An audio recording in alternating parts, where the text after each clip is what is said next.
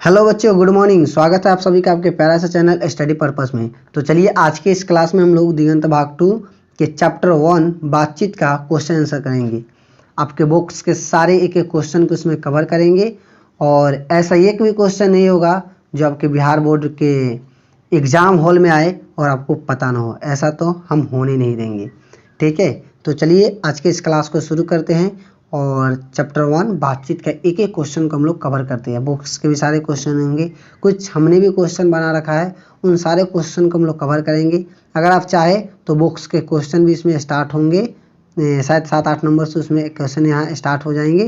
तो यहाँ 7-8 नंबर से स्टार्ट हो जाएंगे, तो आप उसे भी अलग करके आप उसका नोट्स बना सकते हैं। बाकी क्वेश्चन को भी आप देखिए और चलिए आज की इस क्लास को स्टार्ट करते हैं। बहुत ही मज़ा आने वाला है आज की इस क्लास में, तो स्टार्ट करते हैं। क्वेश्चन नंबर 1 है क्वेश्चन नंबर 1 है कि बातचीत शीर्षक निबंध के निबंधकार कौन है। बातचीत शीर्षक निबंध के निबंधकार कौन है, मतलब बातचीत जो निबंध है उसके लेखक कौन है।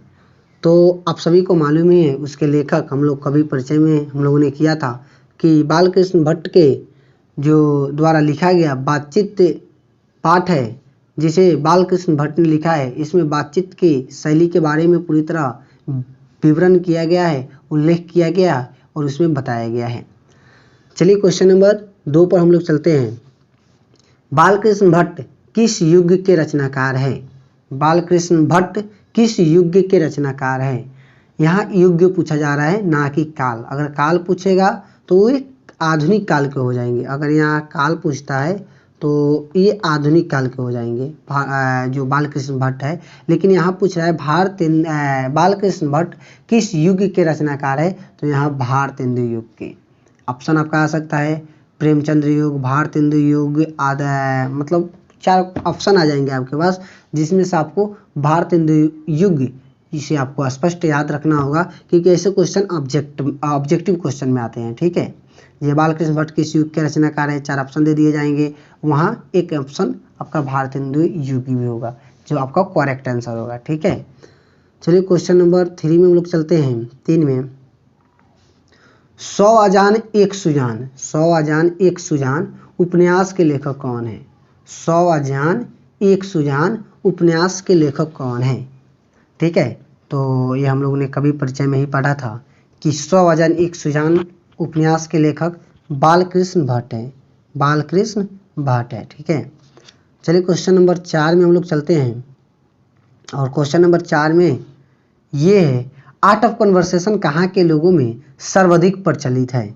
आर्ट ऑफ कन्वर्सेशन, बातचीत करने की कला को ही आर्ट ऑफ कन्वर्सेशन कहते हैं। क्वेश्चन भी आ सकता है कि आर्ट ऑफ कन्वर्सेशन से आप क्या समझते हैं, शायद क्वेश्चन आगे है, हम लोग देखेंगे कि आर्ट ऑफ कन्वर्सेशन। पहले यहाँ देखिए, आर्ट ऑफ कन्वर्सेशन कहाँ के लोगों में सर्वाधिक प्रचलित है। तो हम लोगों ने भी कहानी में पढ़ा ही था कि आर्ट ऑफ कन्वर्सेशन यूरोप के लोगों में प्रचलित था। अगर आप जो है कहानी जो परिचय का जो एक एक हिंदी अर्थ हम लोगों ने किया है पिछले वीडियो में, मतलब वो सब आप अगर देख लेते हैं और उस क्लास को देख लेते हैं तो आपका ये क्वेश्चन आंसर ऑब्जेक्टिव बस ऐसे हो जाएगा, ऐसे, ठीक है।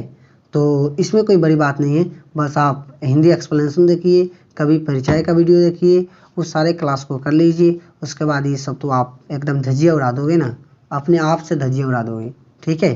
तो आर्ट ऑफ कन्वर्सेशन कहाँ के लोगों में सर्वाधिक प्रचलित है, तो यूरोप के लोगों में, ठीक है।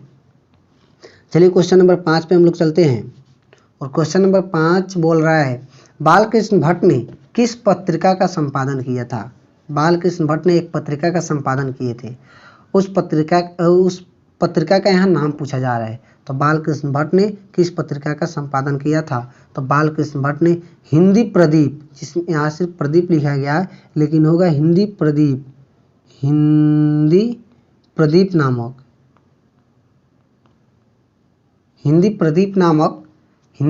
नामक पत्रिका का संपादन किया था बालकृष्ण भट्ट ने, ठीक है।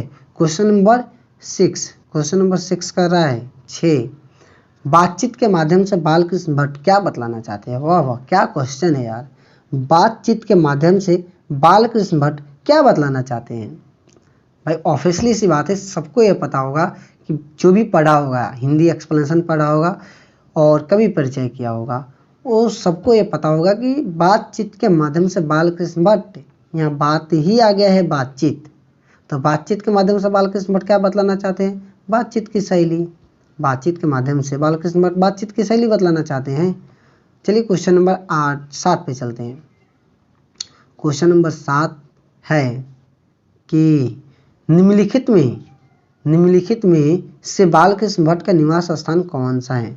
निम्नलिखित में से, यहाँ थोड़ा ऑब्जेक्टिव टाइप का क्वेश्चन बन गया है, बट देखिए निम्नलिखित में से कौन सा, यहाँ ऐसे ही दे देगा ऑब्जेक्टिव में, आप यहाँ देख सकते हैं, यहाँ दे देगा निम्नलिखित में से कौन से स्थान बालकृष्ण भट्ट का निवास स्थान है। ठीक है, यहाँ ऑप्शन दे देगा उत्तर प्रदेश, इलाहाबाद, ये दे देगा एक राजस्थान, जयपुर, बिहार, पटना, बनारस, इस प्रकार से आपको 4 ऑप्शन दे दिए जाएंगे और इसमें से पूछेंगे निम्नलिखित में से बालकृष्ण भट्ट का निवास स्थान कौन है। तो वहाँ बिल्कुल कंफ्यूज नहीं होना है और एकदम आंख मूंद कर इलाहाबाद उत्तर प्रदेश, आंख मूंद कर नहीं मतलब खुला रखकर, ठीक है, इलाहाबाद उत्तर प्रदेश लगा देना है। ठीक है, चलिए क्वेश्चन नंबर हम लोग 8 पे चलते हैं।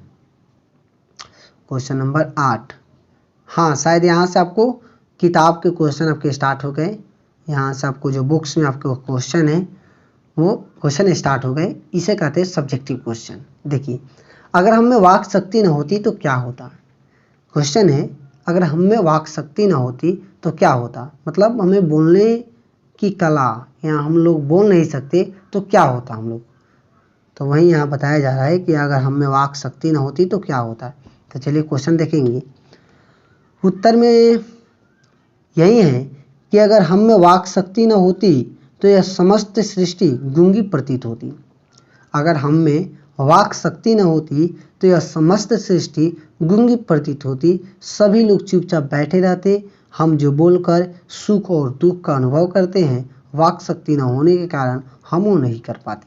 बहुत ही अच्छा बात है, लिखा हुआ है कि अगर हम में वाक शक्ति न होती तो यह समस्त सृष्टि गूंगी प्रतीत होती। सोचिए, अगर हम किसी से बोल ही नहीं पाते, हमसे कोई बोल ही नहीं पाता तो क्या होता? सब लोग चुपचाप बैठे होते, जैसे मानो सारी सृष्टि गूंगी प्रतीत हो रही हो। सभी लोग अपने जो दुखों और सुखों का एक दूसरे से बोलकर जो अनुभव करते हैं, अपने दुख को किसी के साथ शेयर करते हैं, अपनी सुखों को किसी के साथ शेयर करते हैं, जिन्होंने मन को स्वच्छ और अच्छा महसूस होता है, वो हम नहीं कर पाते। बातचीत ना होता तो हम ये जो भी प्रक्रिया करते हैं, दिनों रात एक दूसरे से बातें करते हैं, एक दूसरे को अपनी दुखों और सुखों को सुनाते हैं, एक दूसरे के दुखों सुखों में उसे सांत्वना देते हैं अपने वाणी से, अपने बातों से, अपने वाक शक्ति के माध्यम से, जो उसे हम बातें बताते हैं, जो उन्हें हम एहसास दिलाते हैं, जो उन्हें हम सांत्वना देते हैं, वो हम कुछ नहीं कर पाते अगर हम में वाक शक्ति न होती। मानो समस्त सृष्टि गूंगी प्रतीत होती और सभी लोग बैठे चुपचाप रहते हैं और जो हम बोलकर सुख दुख का अनुभव करते हैं वो हम कभी नहीं कर पाते। तो अगर आपको क्वेश्चन आ जाए, अगर हम में वाक शक्ति न होती तो क्या होता, तो आप आसानी से अपने शब्दों में, अपने माइंड से आप आंसर दे सकते हैं कि अगर हमें वाक शक्ति न होती तो क्या होता। आप खुद ही सोचिए ना कि अगर हमें वाक शक्ति न होती तो क्या होता, सवाल आंसर खुद बन जाएंगे। अगर हमें वाक शक्ति ना होगी तो हम एक दूसरे से बोल नहीं सकते हैं, सभी लोग चुपचाप बैठे रहेंगे, मानो सारी सृष्टि गूंगी प्रतीत होती हो। इस प्रकार से हम आंसर करेंगे। ऐसा नहीं है कि यहाँ जो लिखा हुआ है आप वही आंसर करें, आप अपने हिसाब से भी आंसर कर सकते हैं। ये तो बस एक हिंट्स है। क्वेश्चन आंसर आप अपने हिसाब से भी कर सकते हैं ना, आप अपने शब्दों में कर सकते हैं। ये तो ये बताया जा रहा है कि आंसर इस तरह से करना है, ठीक है, और इसे भी कर सकते हैं। अगर इसे करते हैं तो और बेटर है, ठीक है। तो चलिए क्वेश्चन नंबर नेक्स्ट में चलते हैं हम लोग। नेक्स्ट है 9, क्वेश्चन नंबर 9, बातचीत के संबंध में बेन जॉनसन और एडिसन के क्या विचार है? बातचीत के संबंध में बेन जॉनसन और एडिसन के क्या विचार हैं, ठीक है। यहाँ क्वेश्चन है जो हम लोगों ने कहानी में पढ़ा है कि एडिसन और बेन जॉनसन के कुछ विचार थे, वहीं यहाँ पूछा जा रहा है कि बातचीत के माध्यम से बेन जॉनसन और एडिसन के क्या विचार हैं? तो उत्तर में यही है कि बातचीत के संबंध में बेन जॉनसन का राय है कि बोलने से ही मनुष्य के स्वरूप का पता चलता है। अगर मनुष्य चुपचाप रहे तो उसके गुण तथा अवगुण का पता नहीं चल पाएगा। चलिए पहले ये देखते हैं। बातचीत के माध्यम से बेन जॉनसन का राय है कि बोलने से ही मनुष्य के रूप का पता चलता है, मनुष्य के रूप का सही साक्षात्कार होता है बोलने से ही। अगर कोई इंसान आपके सामने आ जाए और वो ना बोले तो आप उसके बारे में कुछ क्या ही अंदाज़ा लगा सकते हैं, कुछ नहीं अंदाज़ा लगा सकते कि इंसान कैसा है। लेकिन अगर वह आपके सामने बोलता है, आपसे बातचीत करता है, तो आप 100% तो नहीं बट 70-80% आप उसके बारे में यह पता लगा सकते हैं कि वह इंसान कैसा है। सोचिए आप ही, अगर आपके सामने कोई आ जाए और आपके पास बैठा रहे, कुछ नहीं बोल रहा है, चुपचाप बैठा हुआ है, तो आप क्या सोचेंगे? आप उस इंसान के बारे में कुछ अंदाज़ा ही नहीं लगा सकते ना कि वो इंसान कैसा है। बातचीत करेगा तो उसके बातचीत शैली से पता चलेगा वो इंसान कितने पढ़े लिखे हैं। ऐसा नहीं कि पढ़े लिखे जो नहीं होते वो नहीं बोलते हैं, बट ज़्यादातर केसेस में कि जो पढ़े लिखे लोग नहीं होते उनकी बातचीत का शैली भी कुछ अलग ही होता है। मतलब कंपेयर टू एजुकेशन लोगों से जो नहीं एजुकेटेड होते हैं उनके बातचीत की शैली अलग होती है। बातचीत करने से उन्हें पता लगता है कि वो कैसी बातचीत कर रहे हैं, किस लैंग्वेज में बातचीत कर रहे हैं, किस वेब में वो बात कर रहे हैं। तो उससे उनके गुणों और रूपों का पता चलता है कि वे किस प्रकार के इंसान हैं। तो इस प्रकार से जो बेन जॉनसन के राय थे। वहीं एडिसन की राय का बात करें तो यहाँ बताया जा रहा है कि एडिसन का राय है कि असल बातचीत सिर्फ दो व्यक्तियों में ही हो सकती है, जिसका तात्पर्य यह हुआ कि एक दूसरे से दिल बोल के बात कर सकते हैं, कि वो एक दूसरे से दिल खोल के, यहाँ बोल नहीं होगा, यहाँ खोल के, एक दूसरे से दिल खोल के बात कर सकते हैं। और अगर वहाँ कोई तीसरा व्यक्ति आता है तो फिर वह बातें खुल कर नहीं हो पाती। ठीक है, तो यही है कि एडिसन के क्या राय थे।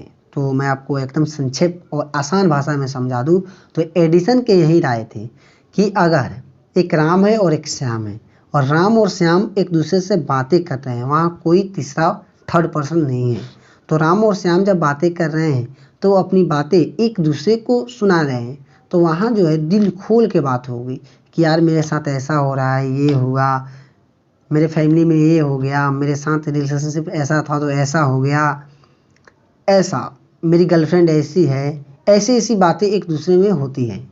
बट वही वहाँ अगर थर्ड पर्सन कोई तीसरा चला जाए तो वो बात का रूप बदल जाता है, वहाँ बात कुछ और हो रही होती है और वहाँ बात कुछ और होने लगती है अगर तीसरा पर्सन वहाँ इंटर कर जाता है तो इससे मतलब यही बनता है कि अगर कोई दो व्यक्ति है तो वहाँ दिल खोल के बात होती है, लेकिन वहाँ तीसरा टपक जाए तो वहाँ बातें दूसरे वेव में चलने लगती है। तो यही एडिसन के विचार थे कि असल बातचीत दो ही व्यक्तियों के बीच हो सकती है, ना कि तीसरे और चौथे व्यक्तियों के आने पे। तो ये है, तो आप आसानी से इसे याद रख सकते हैं ना कि बेन जॉनसन के यही विचार थे कि अगर मनुष्य आपके सामने बोलता है तो उसके गुणों, उसके रूपों का साक्षात्कार होता है, उससे पता लगा सकते हैं कि वो इंसान कैसा है। और ये एडिसन की बात करें तो एडिसन यही कहते हैं कि असल बातचीत दो व्यक्तियों के बीच हो सकती है और वहाँ कोई तीसरा व्यक्ति टपक जाए तो उस बात की रुख बदल जाती है, उस बात की जो बोली बदल जाती है, वहाँ कुछ और बात हो रही होती है और कुछ और होने लगती है। तो इस प्रकार से वहाँ बातें होने लगती है। तो इस क्वेश्चन का आंसर आप बहुत ही आसानी से देख सकते हैं, बहुत ही आसानी से, बस आप समझ जाए, अंडरस्टैंड कर ले तो आप इस आंसर को आपको याद करने की भी ज़रूरत नहीं होगी और इस क्वेश्चन का आंसर आप बेहतरीन तरीके से अपनी भाषा में लिख सकते हैं, क्योंकि आपको रटना नहीं है, आपको समझना है। और अगर समझ जाते हैं तो आपको रटने की जो टेंशन है वो आपको ख़त्म हो जाती है। अगर आप बातचीत का हर एक क्वेश्चन को समझ लेते हैं तो एक बातचीत चैप्टर तो आपके दिमाग से हट गया कि चलो भाई एक में पढ़ेंगे, समझे हुए हैं, रिवीजन कर लेंगे, एग्जाम में जाकर एक भी क्वेश्चन नहीं छोड़ेंगे। और हमारा मकसद भी यही है कि आपके एग्जाम में एक भी क्वेश्चन ऐसा ना हो जो यहाँ न बताया गया हो और ना समझाया गया हो। ठीक है, तो चलिए आगे चलते हैं क्वेश्चन नंबर 10 में। Question number 10, art of conversation क्या है? देखो आ ही गया। मैंने बोला था ना कि पिछले जो कोई क्वेश्चन था उसमें आर्ट ऑफ कन्वर्सेशन के बारे में बताया गया था, तो वही आ गया यहाँ कि आर्ट ऑफ कन्वर्सेशन क्या है। ठीक है, क्वेश्चन नंबर 10। तो आर्ट ऑफ कन्वर्सेशन समझिए क्या है। यह बातचीत करने की एक ऐसी कला होती है। आर्ट ऑफ कन्वर्सेशन एक बातचीत करने की ऐसी कला होती है जिसमें बातचीत के दौरान चतुराई के साथ प्रसंग छोड़े जाते हैं। ठीक है, यह बातचीत करने की एक ऐसी कला होती है जिसमें बातचीत के दौरान, जिसमें किसी से बात कर रहे हो, 2-4 लोग बैठे हुए हैं, तो उसमें ऐसे कोई बातें, ऐसी कोई प्रसंगे छोड़े जाए जिसमें मतलब हंसी और उसे सुनकर अत्यंत सुख मिले। इस प्रकार के उसमें प्रसंग छोड़े जाते हैं जिन्हें सुनकर अत्यंत सुख मिलता है। देखिए सुख मिलता है, यह कला यूरोप के लोगों में ज़्यादा पाई जाती है। ठीक है, सिंपल सी बात है। आर्ट ऑफ कन्वर्सेशन का सवाल अगर आपके पास आ जाए यहाँ टेस्ट में, बोर्ड में, चाहे कहीं भी, एवरीथिंग, ठीक है, आर्ट ऑफ कन्वर्सेशन क्या है, तो आप सीधा सा बात याद रखिए, आर्ट ऑफ कन्वर्सेशन एक ऐसी कला है, एक ऐसी कला है, क्योंकि बातचीत करने की जो एक कला होती है, तो आर्ट ऑफ कन्वर्सेशन बातचीत से ही एक अंग है, बातचीत का ही एक अंग है, तो ये भी एक कला ही है। तो यह बातचीत करने की एक ऐसी कला है जिसमें बातचीत के दौरान एक चतुराई के साथ प्रसंग छोड़े जाते हैं जिन्हें सुनकर अत्यंत सुख मिलता है। यह कला यूरोप के लोगों में ज़्यादातर पाई जाती है। सिंपल सा जवाब, सिंपल सा क्वेश्चन तो सिंपल सा जवाब, ऐसे दीजिएगा, मार्क्स भी आपका लाजवाब गेन होंगे और ज़्यादा लिखने की ज़रूरत नहीं होती है। आप क्वेश्चन जो पूछा जा रहा है उतना ही लिखिए, ज़्यादा लिखिएगा तो उससे कोई फ़ायदा होने वाला है नहीं। आपको ऐसे क्वेश्चन 2 नंबर में आते हैं, और आप 4 लाइन के जगह 10 लाइन लिखते हैं तो आपसे उससे कोई फ़ायदा होने वाला है नहीं। आप अगर ऐसे क्वेश्चन को डील करते हैं तो आपको 2 में 2 मिलना ही मिलना है भाई, 2 में 2 मिलना ही मिलना है। ऐसा हो ही नहीं सकता कि आपको नंबर कटे। लेकिन अगर आप, नुकसान क्या होता है, अगर आप 4 लाइन, अगर यहाँ 4 लाइन में ही क्वेश्चन हो जाती है लेकिन आप यहाँ 10 लाइन लिखते हैं तो आपको प्रॉब्लम ये होती है कि आपको पता होगा कि एग्ज़ाम में टाइम बहुत कम मिलते हैं, और टाइम को मैनेज करना भी एक बहुत बड़ी बात होती है एग्ज़ाम हॉल में। अगर एग्ज़ाम हॉल में आप जाते हैं और वहाँ टाइम को मैनेज ना करें तो आपका क्वेश्चन छूटने की संभावना ज़्यादा होती है, और अगर आपका क्वेश्चन छूटने की संभावना ज़्यादा होती है तो यह भी संभावना ज़्यादा बन जाती है कि आपके मार्क्स उतने गेन नहीं होंगे जितने होने चाहिए। अगर आपको कोई क्वेश्चन नहीं आता होगा, आप उसका भी आंसर करके आइएगा, तो अगर 5 नंबर का होगा तो 2 नंबर तो मिलना ही मिलना है ना। अगर आप अच्छे तरीके से लिख के आए हैं तो आपको क्वेश्चन मिलना ही, उतना नंबर मिलना ही मिलना है। तो एक टाइम की भी प्रॉब्लम होती है जिसकी वजह से आप क्वेश्चन को ज़्यादा भास्ट मत कीजिए, ज़्यादा उसे लंबराइए नहीं। बस क्वेश्चन जो पूछा जा रहा है उसके बेस पे जितना आंसर होना चाहिए लिखिए, ना ही कम ना ही ज़्यादा। बस इससे आपका टाइम मैनेजमेंट भी होगा और आप एग्ज़ाम हॉल में अच्छे से सारे क्वेश्चन को डील भी कर पाएंगे, और जब सारे क्वेश्चन को डील करेंगे तो यकीनन आपका नंबर क्या होगा वो तो रिजल्ट ही बताएगा, एकदम बूम बफ कर जाएगा आपका नंबर। एक मूल मंत्र बता देता हूँ आप लोगों को, एग्ज़ाम हॉल में एक ही पर्पस रखना चाहिए कि मुझे जो क्वेश्चन आता है उसका आंसर मैं एक दायरे में दे दूंगा, जो क्वेश्चन नहीं आता है उसका आंसर मैं अपने माइंड से दे ही दूंगा, छोड़ूंगा नहीं। तो आपका नंबर डेफिनेटली बहुत हाईएस्ट जाएगा। ठीक है, तो चलिए क्वेश्चन नंबर नेक्स्ट में चलते हैं। क्वेश्चन नंबर 11 है, और 11, मनुष्य की बातचीत का उत्तम तरीका क्या हो सकता है। मनुष्य की बातचीत का उत्तम तरीका क्या हो सकता है, इसके द्वारा वो कैसे अपने लिए सर्वथा नवीन संसार की रचना कर सकता है। ठीक है, यहाँ बताया जा रहा है, पूछा जा रहा है कि मनुष्य की बातचीत का उत्तम तरीका क्या हो सकता है, इसके द्वारा वह कैसे अपने लिए सर्वथा नवीन संसार की रचना कर सकता है, अपने लिए एक न्यू संसार, एक अलग संसार की रचना कर सकता है। ठीक है, और इसकी बातचीत का उत्तम तरीका क्या हो सकता है। तो जैसे ही क्वेश्चन आया, यहाँ 2 क्वेश्चन पूछा जा रहा है। पहले पूछा जा रहा है मनुष्य की बातचीत का उत्तम तरीका क्या है। पहले इसका क्वेश्चन आंसर का जवाब देने का प्रयास करेंगे यहाँ 2-4 लाइनों में जितना हो सके। उसके बाद इसके द्वारा वह कैसे अपने लिए सर्वथा नवीन संसार की रचना कर सकता है, उसके बाद इसका आंसर देना शुरू करेंगे। तो इससे क्या होगा, परीक्षक जो मूल्यांकन कर रहा होगा, मूल्यांकनकर्ता इससे प्रभावित होता है, आपके क्वेश्चन डील करने की कला से वह प्रभावित होता है और इससे आपको नंबर भर भर के देगा। ठीक है, तो चलिए क्वेश्चन को देखते हैं, आंसर को देखते हैं। मनुष्य में बातचीत का सबसे उत्तम तरीका उसका आत्मवार्तालाप है। मनुष्य में बातचीत का सबसे उत्तम तरीका उसका आत्मवार्तालाप है, मैंने अपने आप से बातचीत करना। अपने आप से बातचीत करना मनुष्य का बातचीत करने के उत्तम तरीकों में से एक है। मनुष्य अपने अंदर ऐसी शक्ति विकसित करे जिसके कारण वो अपने आप से बात कर लिया करे। आत्मवार्तालाप इसलिए जरूरी है ताकि क्रोध पर नियंत्रण पाया जा सके, जिससे दूसरों को कष्ट न पहुंचे। समझिए, मनुष्य में बातचीत करने का सबसे उत्तम तरीका जो है वो आत्मवार्तालाप है। मनुष्य के अंदर एक ऐसी शक्ति विकसित करनी चाहिए जिसके कारण वो अपने आप से बात कर लिया करे, अपने आप से बात कर लिया करे। आत्मवार्तालाप इसलिए जरूरी है ताकि क्रोध पर नियंत्रण पाया जा सके। सच में अगर आपको क्रोध आया हो, अपने आप से एक सवाल पूछिए, यार मुझे क्रोध क्यों आया है और मैं क्रोध क्यों कर रहा हूँ। क्रोध किस पे आता है? अपने से कमजोर व्यक्ति पर आता है जो आपको ज़्यादा बोल ना सके। अगर आप देखिएगा, आप जानते होंगे किसी को, अगर कोई कहीं काम कर रहा होगा और वहाँ उसका जो बॉस होगा वो अपने बॉस पर कभी नहीं गुस्सा कर सकता है, चाहे उसके बॉस कुछ भी कर दे, उसके बॉस से उसके कपड़े भी फट जाए तब भी वह गुस्सा नहीं करेगा अपने बॉस पे। लेकिन वहीं अगर दूसरे उससे कमज़ोर व्यक्ति से उसके कपड़े पर बस एक मिट्टी भी पड़ जाए तो उस पर क्रोध कर देता है। दैट मीन्स क्रोध हमेशा अपने से दुर्बल व्यक्तियों पर ही किया जाता है, न कि अपने से प्रबल व्यक्तियों पे।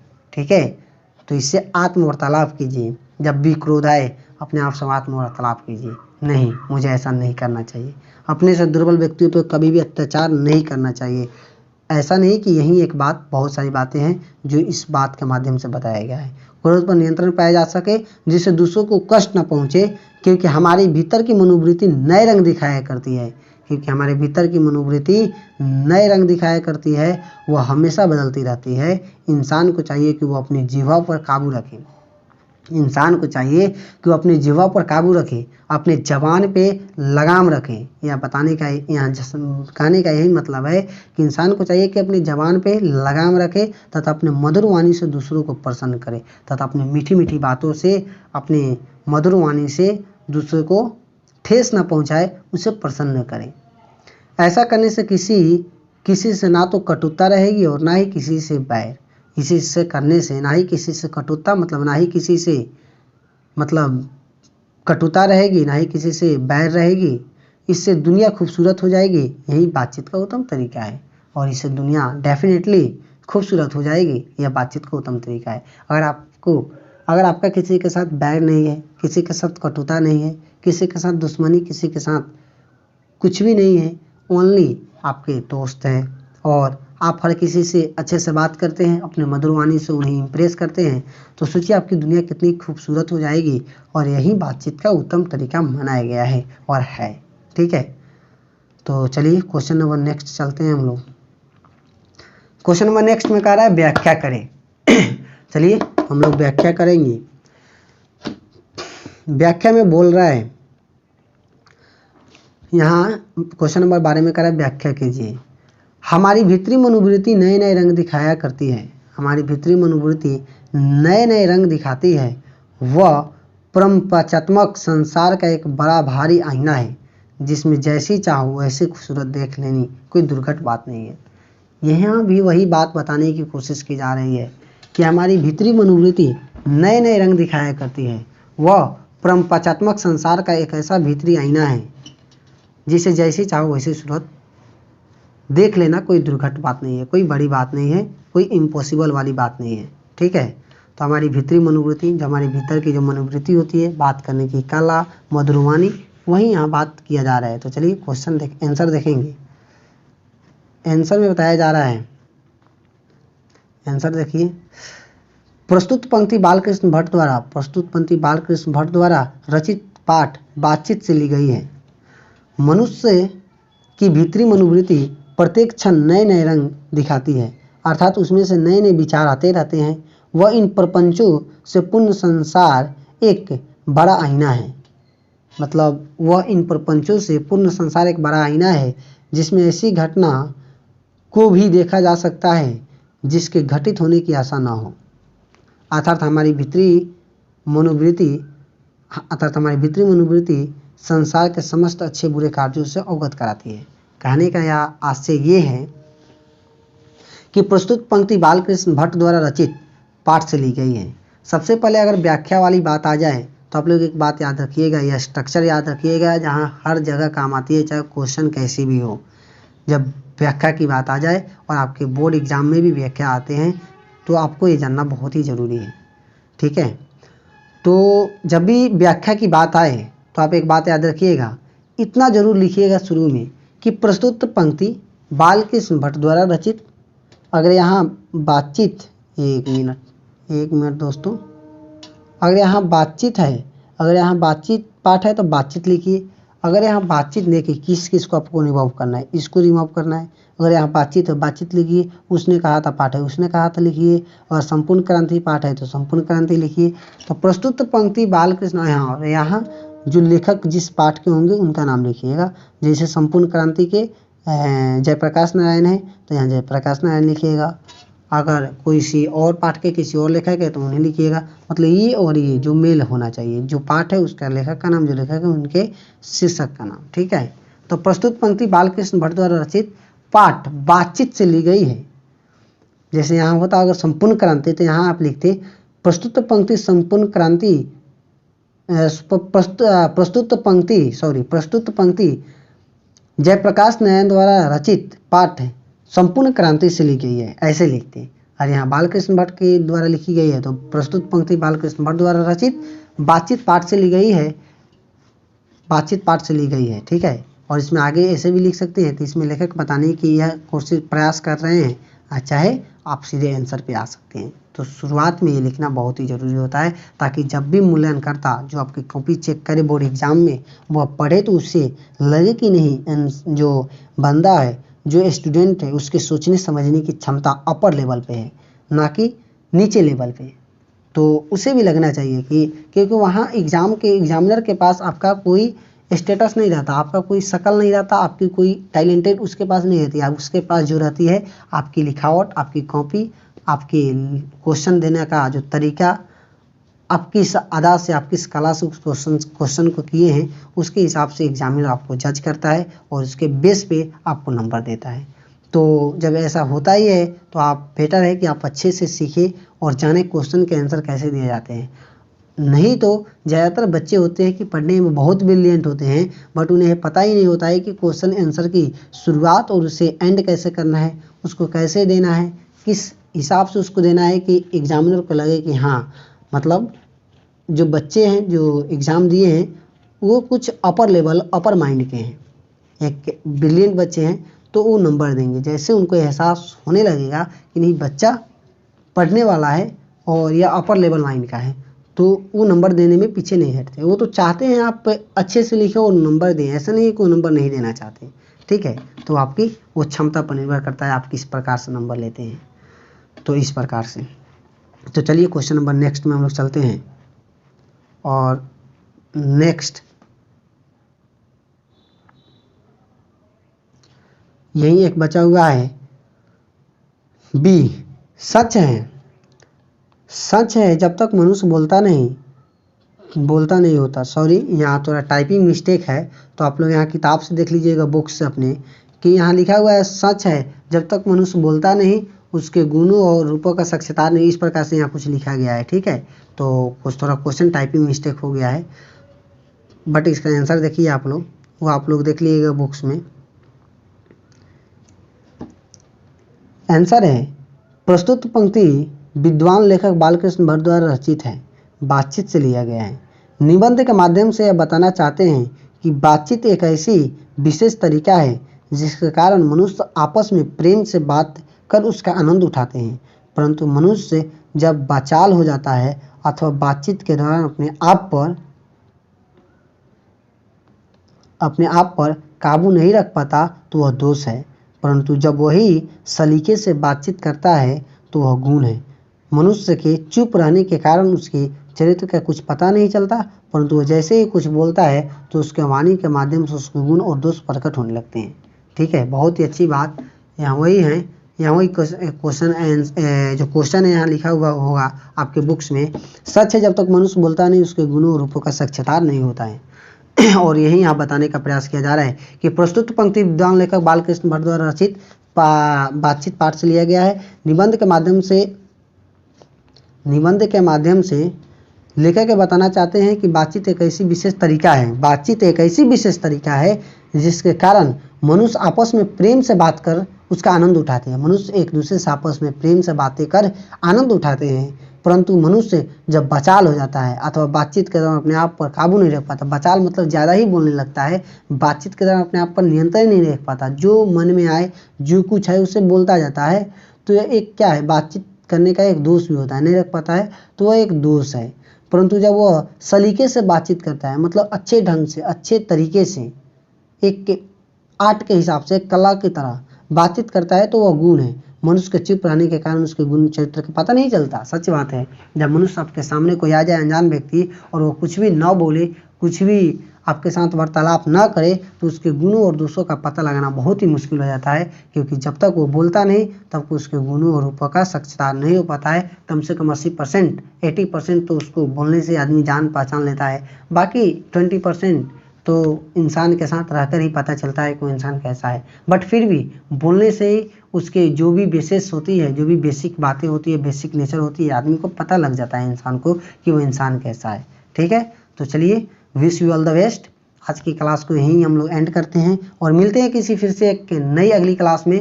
तो स्वस्थ रहिए, मस्त रहिए, घर पे रहिए, सेफ रहिए और बस धूम मचाते रहिए, पढ़ते रहिए।